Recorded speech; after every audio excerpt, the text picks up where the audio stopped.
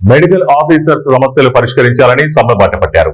ప్రాథమిక ఆరోగ్య కేంద్రం మెడికల్ ఆఫీసర్స్ అసోసియేషన్ ఆధ్వర్యంలో డాక్టర్లు కర్నూలు జిల్లా వైద్య ఆరోగ్య శాఖ కార్యాలయం ముందు ఆందోళన చేశారు. జీవో నెంబర్ 99ని వెంటనే రద్దు చేయాలని వారు డిమాండ్ చేశారు. టైం బాండ్ ప్రకారం మెడికల్ ఆఫీసర్స్ కు ప్రమోషన్స్ కల్పించాలని కోరారు. ట్రైబల్ అలవెన్స్ మరియు సంచార చికిత్స ప్రోగ్రాం అలవెన్స్ ఇవ్వాలని కోరారు.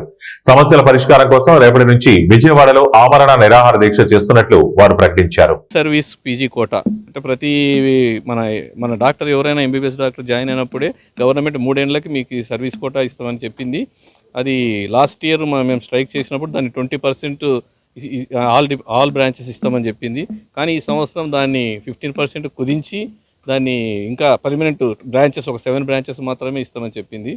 అలాగే టైం బౌండ్ ప్రమోషన్స్ కూడా ప్రతి 8 సంవత్సరాలకి డిప్యూటీ సివిల్ సర్జన్, 16 సంవత్సరాల సివిల్ సర్జన్ ప్రమోషన్ ఇలా ఆల్రెడీ జీవో ఉంది. కానీ గవర్నమెంట్ అటువంటి ఇంతవరకు 25 సంవత్సరాలుగా సిఎస్గా పనిచేసిన డాక్టర్లు ఇంకా ఉన్నారు పిఎస్సిలో. అదే డిఎస్ఎస్ డైరెక్టర్ ఆఫ్ సెకండరీ హెల్త్లో 3-4 సంవత్సరాలకే ప్రమోషన్స్ ఇస్తున్నారు. మేము అడిగితే గవర్నమెంట్ ఫండ్స్ లేవంటున్నాయి, కానీ అటువైపు డిఎస్ఎస్ సైడ్ ఇస్తున్నారు, కానీ మాకెందుకు ఇవ్వడం లేదు మేము అడగడం జరుగుతుంది. అలాగే ట్రైబల్ అలవెన్స్ కూడా ఇప్పుడు మన్యం జిల్లా కానీ మన నంద్యాల జిల్లా చాలా చోట్ల ట్రైబల్ పిహెచ్సిస్ ఉన్నాయి. వాళ్ళకి ట్రైబల్ అలవెన్స్ దాదాపు 20% కానీ 30% కానీ శాలరీ ఇస్తామన్నారు. అది కూడా అంతే, డైరెక్టర్ ఆఫ్ సెకండరీ హెల్త్లో ఇస్తున్నారు, కానీ మారుమూల ప్రదేశంలో పనిచేసే పిహెచ్సి డాక్టర్స్కి ఇవ్వడం లేదు. తర్వాత నోషనల్ ఇంక్రిమెంట్ అంటే 2020లో జాయిన్ వాళ్ళకి కన్సాలిడేటెడ్ పే అని దాదాపు 56,000 ఇస్తున్నారు. 2022 పోయినప్పుడు పే రెగ్యులర్ పే ఇస్తున్నారు. వీళ్ళకి చాలా డిఫరెన్స్ ఉంది. అది మేము నోషనల్ ఇంక్రిమెంట్ ద్వారా ఏమని చెప్పాము.